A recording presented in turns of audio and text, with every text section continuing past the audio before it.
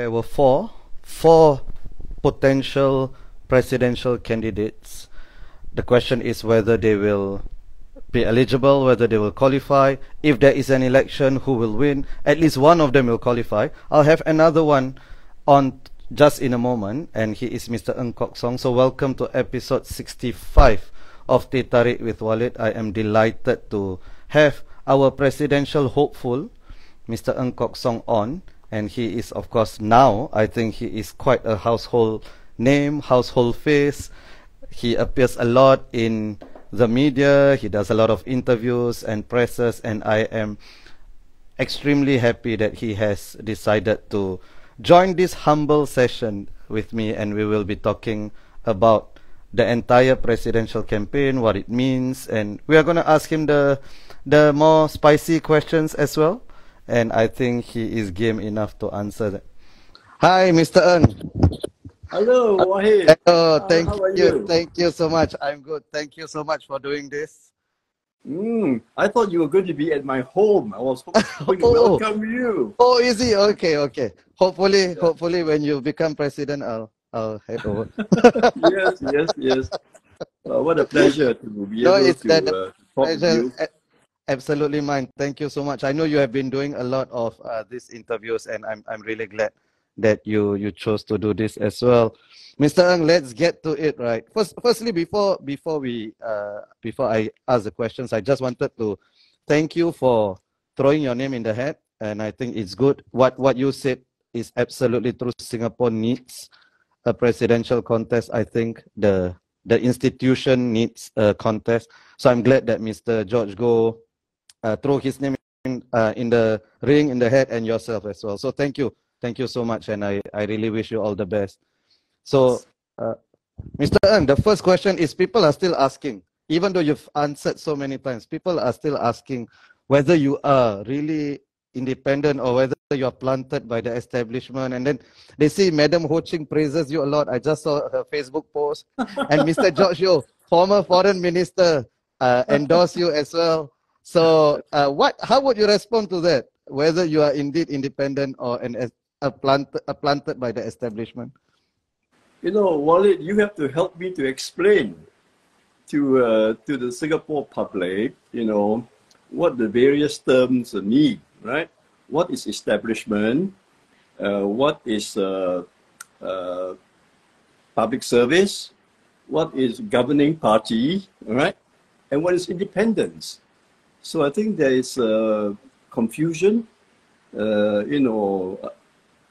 between all these terms. So as you know, establishment is a very broad spectrum of the population. I think it includes, political parties. In the United States, it would be Republicans and Democrats. They're all part of the establishment. And the establishment also refers to civic organizations, and even religious institutions, like in the UK, the Anglican Church is regarded as part of the establishment. And it includes, of course, the public service, public sector service. So it's a very broad term, and many people belong to the establishment, all right? And then the next term is in regard to public service. I think that is quite easy to describe. That this is basically people working in government ministries and in the statutory boards. And in Singapore, I think we have about 150,000 of these people. And most importantly, to know that out of these 150,000 people, I don't think more than 1% would belong to any political party. All right, so that's an important distinction to make. And then, of course, we have the political parties, both opposition as well as the governing party. And then there's the governing party, which in Singapore is the People's Action Party since the time we were independent. All right. So for me, I would say, yes, I'm part of the establishment because I had worked in the public service for 45 years. All right. And then secondly, do I belong to the to the political party? No. I do not belong to any political party. In that sense, I'm independent of politics. So I think it's a very important distinction to make instead of just generalizing. So along the same terms, I would say Mr. George Goh is also a member of the establishment. He's a member of the business community, which is really part of the establishment, and so is Mr. Tan Kim Lian, having worked in the NTUC income, and of course, Taman, he's not only a member of the establishment, he was a leader of the People's Action Party. Right. So I think important to make those distinctions. Do you agree? I agree with that. I think that's a very useful way to distinguish. Just because you're part of the establishment doesn't mean you're part of the ruling party, right? Yes. So thank you for that. If I could be more specific, because you have said before that SM Taman also asked you to run, and if I could be specific, did you have any conversations with senior members of the ruling party about running, maybe PM Lee or any minister, or it was just a decision that you made on your own, which you didn't consult any of your friends? I mean, some of them are your friends, right? No, it was my decision, totally my decision. But before I made the decision, I consulted some of my close personal friends, as well as some of my peers who have worked with me in the civil service, right? Not in the political service. And so I consulted them because I wanted to get another opinion. I don't want to, think so highly of myself, and I wanted to have a reality check, by way of close personal friends who know me well. And most of my very close personal friends advised me not to stand for the election. Oh, really? Why? Yeah, because they felt that I had done enough. I've contributed enough, and that at this stage of my life, I should enjoy my retirement and not go through the ordeal, of having to campaign for the presidential. They were honestly very concerned about my welfare, But when I consulted some of my friends who have worked together with me in the public service for many years and who have a heart for Singapore, so they say that Singapore needs a change. We need a balance in our political governance, And if I feel that I have the energy and the passion to stand for presidency, I should do so. All right? So I sort of agonized over it, as you would if you are making a life-changing decision. Of course. Then ultimately, I consulted my fiancée, Sybil, because for me to stand for president, it will involve a considerable intrusion into our private lives, and particularly for Sybil, because people will be interested to know who is Sybil, who is Kok Song's partner, what's the background, So I was extremely concerned about that, and but to my wonderful surprise, Sybil did not take long. She says, Kok Song, if you feel strongly that this is what you want to do for the people of Singapore, I'm prepared to endure, this intrusion into my private life, and I will support you. So once I made the decision, I said, okay, I'm going ahead. And in fact, I phoned up Mr. Taman to explain to him personally the reasons why I'm standing. So I explained to him that it is very important for the presidency that there should be an election, because we are talking about the office of the elected president. How can you have an elected president when there's no election? So Taman understood that, and I said, you yourself said that you would like to be. Right. He did, yeah. So I said, I'm going to contest, so that there is an election, so that if you are chosen by the people of Singapore, you have a mandate from the people. Right. So Mr. Ng, so basically, just to get the timeline, so you only call Taman after you had decided, right? Not Yes, before. Yeah. Okay. yes. Thank you. Okay. So I think that should put to rest all this speculation already. Thank you so much. So it's interesting because you brought up your fiance, Sybil, and I think a lot of the interviews I see, people are asking you about her and so on. I'm not going to ask you about her because you are the one running, not her. But thank you for putting it out there that there are personal costs to people who run in elections, and it usually involves families as well. Yes, All right. yes. So let me ask you, Mr. Ng, if you were not in the race, who would you vote for? If it was Taman versus George Go, who would you choose? Well, you know, in some countries, you're allowed to to to to to vote. You know, by saying first choice, second choice, right? Right. Thank In voting. Singapore, we don't have that. We have to choose only one. You see. So if I were given a chance at first choice, second choice, all right, uh, I would I would put probably George Go 60 and Herman 40%. Oh, All really? right. How Yeah, come? but no, no. Let me explain to you the Yeah, reasons. yeah. Right. We all have reasons for the way we make decisions. Mm. All right. So for me, I think the most important decision was that we need to have a balance in the political governance of Singapore. By which I mean, it is better, I think, to achieve this balance by having a presidency that, you know, held by somebody who has no political affiliation, independent. I feel that the time has come in the evolution of Singapore's governance that we should have that. Now, the second consideration is competence. All right. Now, undoubtedly, Taman is more competent than George Goh in terms of his understanding of finance and in terms of his international stature, you might say. Yeah. You know, but on balance, I feel that if Mr.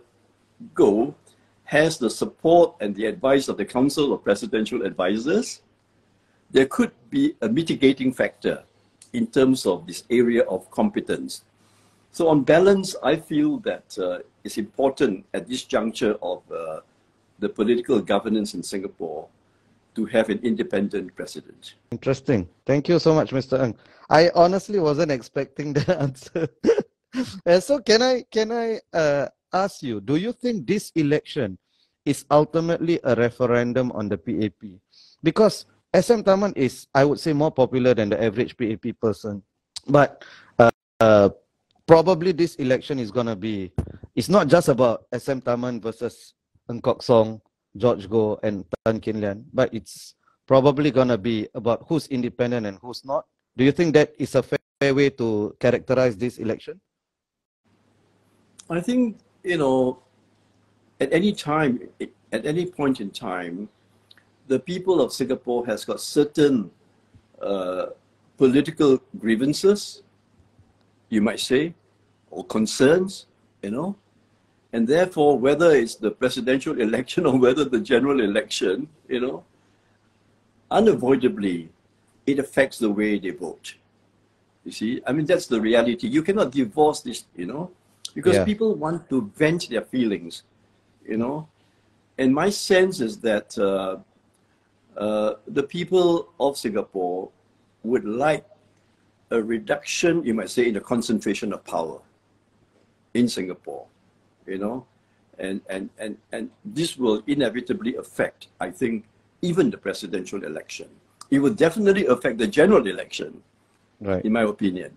Thank you.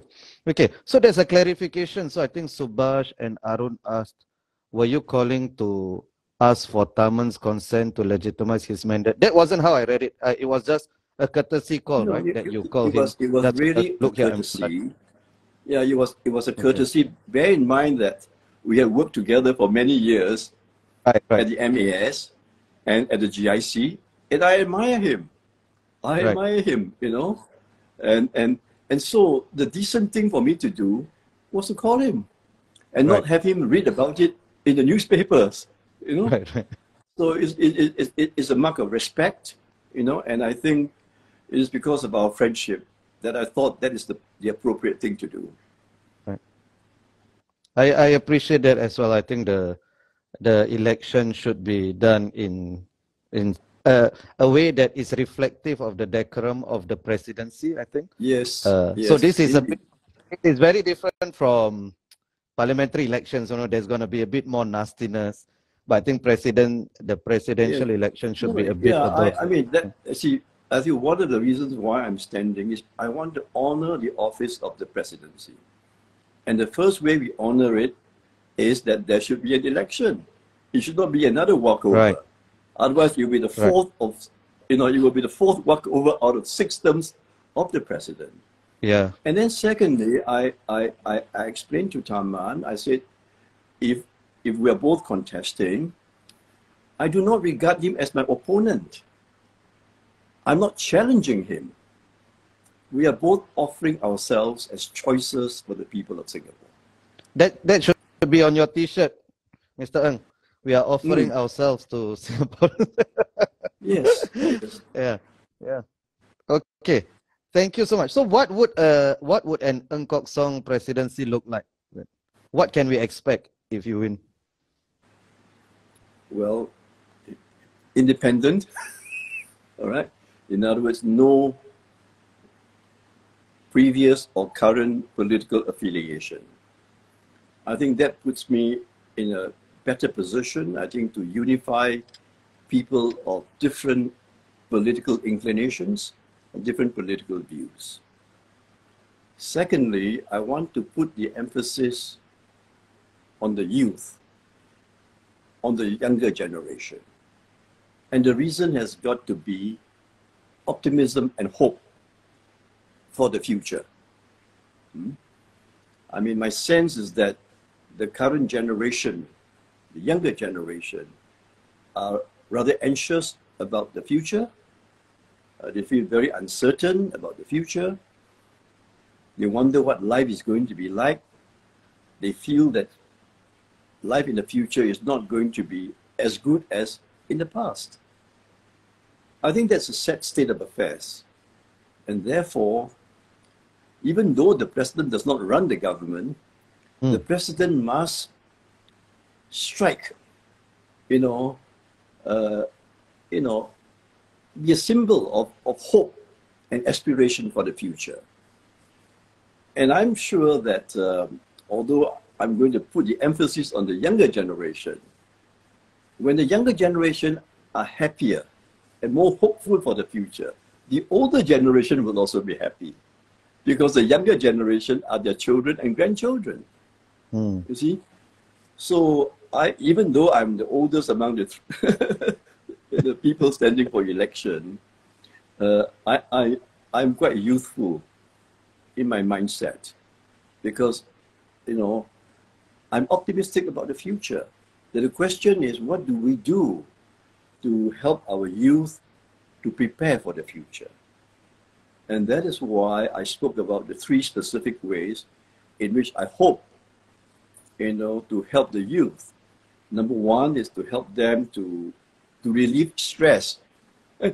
And that is, from my own personal experience, the practice of meditation. The second thing I want to put emphasis on is to help them to build self-confidence. And therefore, I would like our education system to do more to help our youth develop the skill of public speaking, to be able to express themselves better, to communicate better, because that's an important life skill for work, for leadership particularly. And I found, from my own experience working in various organizations, that is one of the limitations of our younger generation compared to, let's say, their Western counterparts. And then the third area, which I think is very important, is to educate the young about financial literacy, to impress upon them the importance of saving money, even if it's only a small amount when you first start out. But saving money is very important because number one, it helps to build up your financial security. Number two, it gives you freedom and flexibility in life. Because if you end up with a bad boss and you cannot suffer the bad boss, it gives you the freedom to resign. And while you're waiting for another job, you've got some savings to fall back on, you know. And then I think thirdly, it's good to build up some savings so that if you want to go into business, you want to start an enterprise, and you go down asking people to support you, to lend you money or to invest in you, it's good to be able to say, I've got some money that I'm going to put in myself. I'll have skin in the game. So I think these are some of the areas that we can do to help our young, you know, and a lot of this has got to do with the life skills that we want to impart to the young. It's not just academic, professional skills. It is a skill of finding, you know, inner peace, you know. It's a skill of communicating better. It's a skill of building up their financial literacy. Right. Thank so you. I think a more youthful-looking president, you might say. Right. So, and that's interesting because the things that you mentioned are not policy per se, right? Because that's beyond the powers of a president. But I assume you're going to be campaigning on these things. Like this you'll have a relief stress campaign. If you would, is something like that. I've been speaking about this over the last few weeks. I've been making some podcasts, and we have been sending out TikTok videos, and I was so pleasantly surprised that the two TikTok videos that we put out garnered, you know, the first one garnered almost 2 million viewers, and the second one is gathering steam. The first one was about financial literacy, and the second one was about lifestyle, you know, how to live a healthier life, you see. So these are things that we can do. You can do as well, Walid, because you have a forum. You know? Yeah. And as president, I mean, the president cannot make government policies, but the president can be an advocate. Right. The president can encourage, you know, by assisting people, role models, for example, highlighting them, inviting them for tea at the Istana, give a prize, or, you know, just to highlight the importance of all these issues. Right. Thank you. It seems to me that you have done quite a bit of thinking about the role of the presidency and what are the limits and what are the ways to overcome those limits. Thank you. Yes. So I think it's in the same vein because you talked a lot about reaching out to youths. And by the way, for me, if you're healthy enough, you're young enough. You know, it doesn't matter the actual age. I think we shouldn't be ages. And you are very healthy. You're healthier than a lot of people who are 20 years younger than you. So, I think we have to be mindful of the chronological age. Right. Age. I think I'm 60. Yeah. You know, so there's a difference between the biological age, the mindset, and the chronological age. Agreed. I definitely agree. Yeah. So you also talked about mental health, right? And the first time I heard it, right, I say, oh, is Mr. Ng trying to reach out to the youths? Because I mean, there's a way to test this if it's something you've been passionate about, right? So when in your own career, right, what were some of the things that you did as a boss or as a colleague to promote mental health amongst people? Well, you can only sort of speak and share out of experience. All right. So because I've been practicing meditation for the last 35 years, all right. So I know I've experienced the value, the benefits of meditation, and I know how difficult it is to build a discipline. All right. So it was something that I felt I could speak from experience, you know, and I would say that meditation came to me at a very critical juncture of my life when I was 40 years old, and I was in middle management, So meditation and mental health, you might say, prepared me for my leadership responsibilities, you know, for the next 25 years until I retired at around 65 years old. Mm. Mm. And I think when we talk about mental health, very important for us to make a distinction between success and happiness. Sometimes we confuse the two, all right? You can be very successful in your career, but you can be extremely unhappy. Mm. You can be depressed, you see? Because you cannot be yourself, right? You're chasing after something. So I think it's very important to help everyone, not just the youth, but everyone to realize that everyone is looking for happiness. Everyone is looking for peace.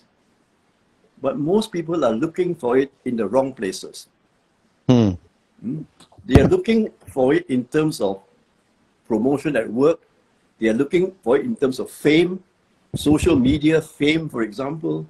Mm. They're looking for it in terms of pleasing their parents or their teachers, right? So those things means that you're acting, you're performing according to other people's expectations of you. So you're conforming. So you cannot be yourself. So the practice of meditation is good because when you are meditating, you stop thinking about yourself. You let go of your thoughts, your desires, your problems, and then you come to a place of peace and harmony within yourself, where you can be yourself. You don't have to perform. You don't have to act. You know, it's acting and performing that gives you so much stress. You see, so this is, you know, a good way of thinking about meditation. Mm. And since the day I started meditating, I've been teaching people how to meditate. So I've shared this quite widely among business circles. I've taught this at universities, for example. And then, you know, I conduct a regular meditation class in person before COVID, and after COVID, online, you know, Mm. where people of any, you know, religion or no religion can come, and I will share with them what I do and then encourage them to meditate, you see. So this is something which I feel very passionate about, because I think it will make our children, the young people especially, less stressed, more peaceful. And ultimately, it will contribute to higher productivity. Yes, when you are more peaceful, when you are more focused, right? You know, you will be more productive. Right. Thank you. And of course, I mean, we know that there is sort of, I mean, it hasn't reached an epidemic level yet, but its mental health issues are on the rise, right? I mean, it's because of many, many reasons, but one of it is the prevalent use of social media. Exactly what you said just now, right? Yes, People no longer yes, live their true lives, right? People are performing for others, and partly it's because social media that's encourages right. us to perform for others. Yeah. Thank you Yes, for yes. that. That is too philosophical for a Monday afternoon, Mr. Okay, so let's talk about the elected presidency. I mean, if you could extricate yourself from it for a while, right? So, what do you think about it as an institution? Do you think it's useful? Do you think that maybe it's better to go back to one where it's not elected, where it's selected, so that it can perform the ceremonial functions better? Because ultimately, I guess the biggest uh, function of the president, which is not in the constitution per se, right, in terms of powers, which is to be the unifying figure for the country, right? So what are your thoughts on the institution itself? Well, I think every political institution should evolve in the light of experience, all right? And the elected president, you know, should also evolve, you know.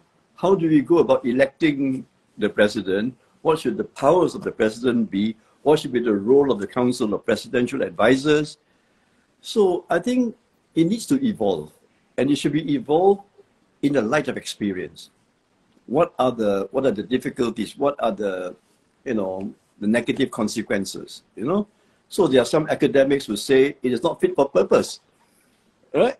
So let's examine that. But as far as this election is concerned, the rules are there. So, I think we should, there was a commission set up to review, you know, and as a result, there were some changes made. So I think it is worth thinking about this, but we must go back to the fundamental reason why an elected president.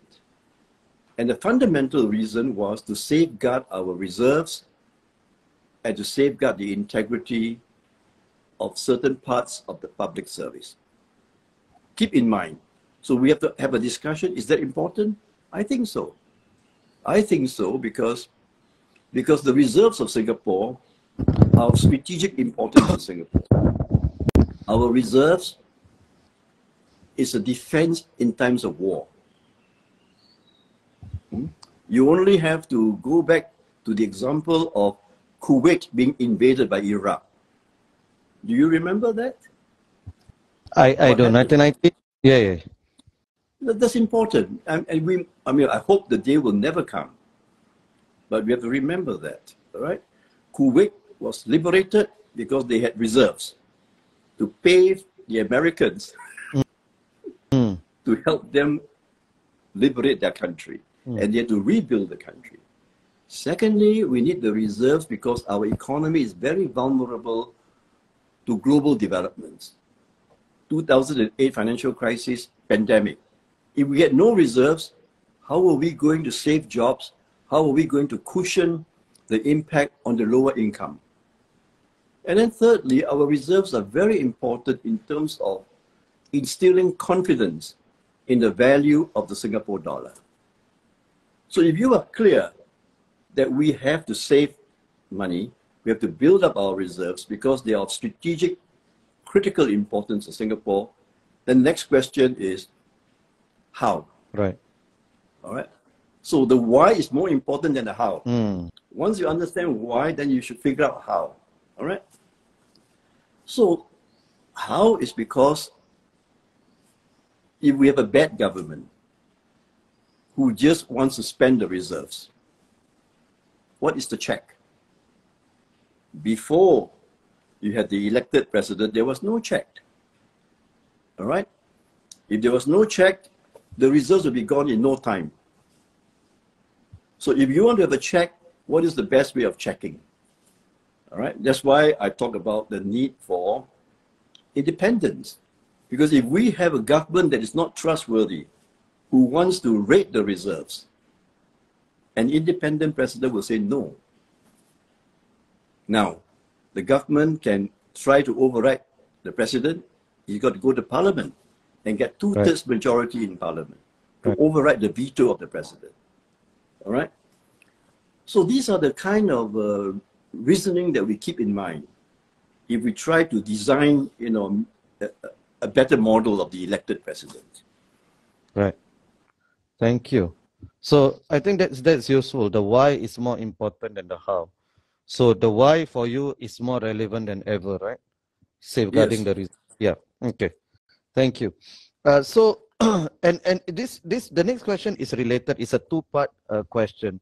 So the first part is specific about lorries and foreign workers, and this has been discussed a lot in the public, and the business sector has pushed back against this, which for a lot of Singaporeans, this is quite common sense, especially as a so-called first world country. We should be doing better in this regard. So that's the first question. What's your first part of the question? What's your opinion on that? Secondly, the president doesn't make policy. In a typical Westminster system, the head of state also doesn't weigh in on specific policies, right? But we have a slightly different, modified Westminster system. I know President Halima openly expressed her opinions on something. So would you, let's say there is a current policy about workers and lorries. As president, would you weigh in openly and be the moral conscience of the country? Or how do you see the role of the president? The president may not have the power to make policies, but the president can be an influence. definitely an influence in terms of advising the Prime Minister or the Cabinet, preferably, I think, behind closed doors, instead of putting pressure on the government. All right. Now, on this matter about ferrying migrant workers in lorries, I think it's ghastly. It is inhumane to do that. We must put people first. When we put our children in lorries to go to school? Exactly. So let's wake up, Singaporeans. You want to be a gracious society? You want to be a kinder society? We should not tolerate that, in my opinion. Thank you. Thank you for your strong stand on that. I mean, I completely agree. It's just that I think people are thinking profits first a lot of times, and So, that's money the first that's the before sad people? part. So Yeah, money yeah, first exactly. No, before people? I'm yeah. I'm with you. I'm with you. I agree. Yeah. Thank you. I think ghastly is the right word to do that. And it's very interesting. You said it's best for the president to advise behind closed doors. Is that the general approach you would take as president if there are disagreements? Is to be advised, to be settled behind closed doors, and in public, the president and prime minister must be on the same page. Yes. I think the key thing to understand about the presidency is that the president should work with the government for the people. Ah, Both words are important, with right. and for. For the people, but with the government, persuade the government, if necessary, veto the government. Right. But not to make trouble. Because if you make trouble for the government, the country may not be able to function. Right. Thank you. I feel like today you have given me so many wonderful quotes, the president should work with the government for the people, right? So not Yeah. with the government for the government, and not against the government as well. That's not the Yeah. function of a president, right? Yeah. Okay, Yes. thank you. Yes. Thank you so much. Yeah. So George Yeo, as your Mr. George, I've interviewed him. I really liked that interview. Very intelligent man, and for somebody that influential, that intelligent to endorse you, that's quite a big deal. So, what are your thoughts on that? I mean, it's very strange looking outside, right? Because from the outside, because George Yeo was a colleague of SM Taman as well. So how did you get George Yeo to support you? And what do you think it No, is reflective of? thankfully, we have many people in Singapore who are honorable and who are courageous and who have convictions. So I went to George because we are friends. He's known me for a long time. And I want to go and explain to him the reasons that I have given you why I'm standing for the presidency. I know he cares for Singapore. I too care for Singapore. So it was a conversation between two persons who have been in the public service. He was in political office, I was in public service. We both spent many years of our life for Singapore. So I wanted to explain to him why I want to come forward, to serve the people of Singapore as their elected president. And of course, I asked George for his support, or at least for his understanding. And George thought about it for a long time. He says he's also very good friends with Taman. They were cabinet colleagues for quite a number of years. So he says, but I know you, Kok Song, for many, many years. He says, I think very highly of your capability. In fact, I recommended to the Vatican that they should engage you as their financial advisor. Oh. So George says, Kok Song, I'm quite happy to be your character referee. So he's that kind of man. And I was just, so delighted, right? That he understood my reasons for standing. And therefore, and he says, he could have said no and I could have understood. Right. But he didn't. Right. So is it fair to say he shares, I mean, I think it's fair to assume that he shares your idea about the importance of the president being an independent person who's not related to the ruling party. He did not say Right. that. So I don't want to say Okay. he said that. Okay. Yeah. Yes. Yeah. Okay. Thank you. So now we are sort of in tumultuous times. Even when you were declaring your bid, you said that this was a week of bad news, right? And hopefully you had some positive piece of news. As someone who has been through, you have been in the establishment, quote unquote, right? What would your advice be if you were the president, right? What would your advice be to the 4G, especially the 4G leaders, with the impending takeover? Well, I think, nations rise and fall. Political parties rise and fall. Governments rise and fall. It is very, very difficult to sustain for an indefinite period of time. And so from time to time, as we have witnessed here in Singapore, you might say a degradation of standards. When that happens, the question is, what do we do about it? All right. So thankfully, action has been taken, to say what are the faults in the system and what should we do about it. I think the worst thing is to sweep things under the carpet and pretend that that's just an anomaly. All right. I think there have been too many incidents to write this off as a one-off event.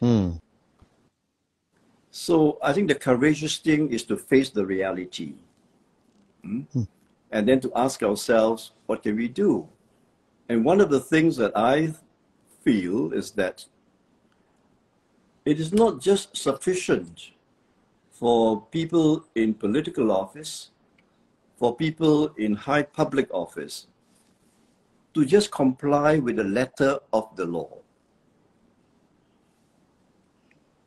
You've got to comply with the spirit of the law. Because the letter of the law says you did nothing wrong. But there's this thing called optics, public perception.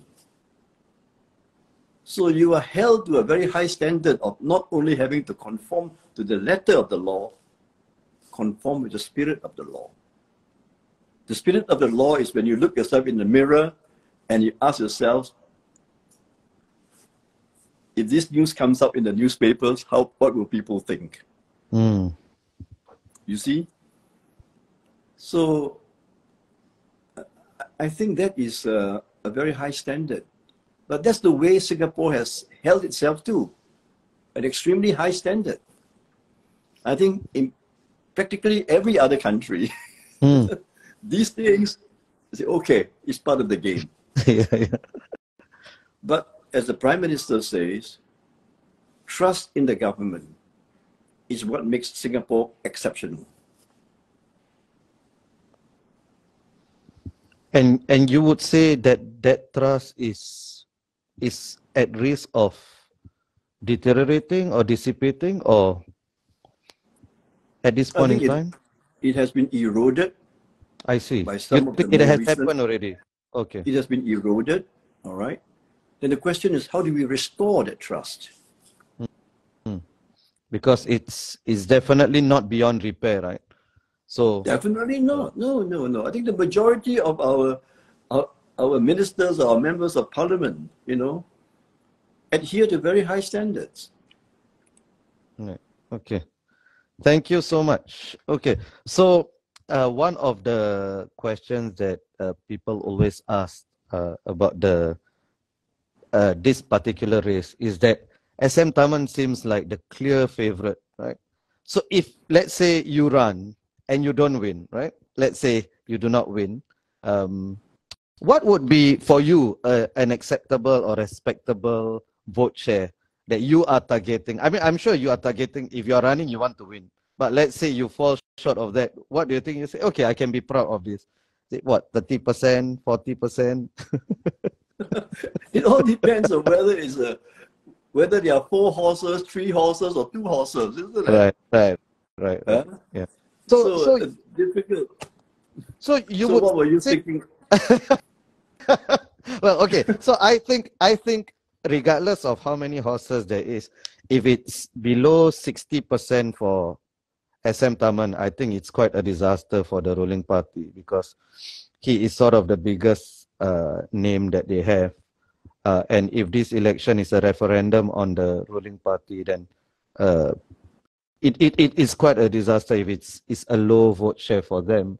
But even if it's a two-cornered fight, let's say the other two are not, what would your target be if it was just you, a straight up fight between you and SM Taman? Well, you've answered the question. 40. Okay, so you agree? Walid, we mustn't use numbers, because people might go and buy 4G. I saw your encouragement. No. I don't want to encourage people to speculate by buying 4G. It just happened, right? Yeah. So based on your answer, right, when you said the four-cornered fight, so Yes.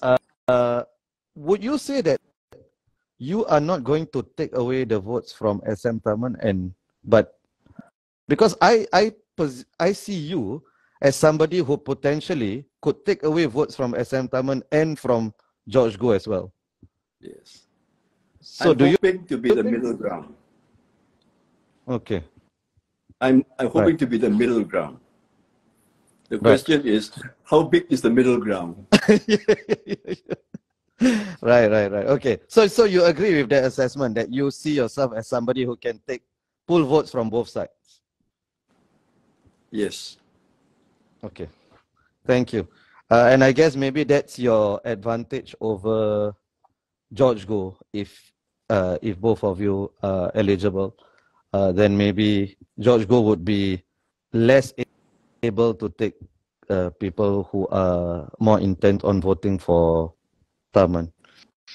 Thank you so much. So just our final few minutes, right? I wanted to end on a more light-hearted note, right? Okay. Okay. So could you because a president is supposed to be unifying, right? Would you be able to tell me who your favorite PAP and opposition politician would be? One each. President or Up to you. President or Present or past. Other than Mr. Lee Kuan Yew, of course. You cannot say Mr. Lee Kuan Yew. my favorite PAP and PAP politician, excluding Mr. Lee Kuan Yew, is the Prime Minister, Mr. Lee Hsien Loong. Tremendous courage. When I saw him on TV having to explain all the recent problems, I feel sorry for him. That's courage, and that's taking responsibility. All right. Then opposition politician, I must honestly say, Mr. Low Tia Kiang. And Mr. Low Tia Kiang, not because he and I both come from Hougang. Oh, yeah, Hougang boy as well. Okay. But he shows that he can be a loyal Singaporean, and he can make a good government better.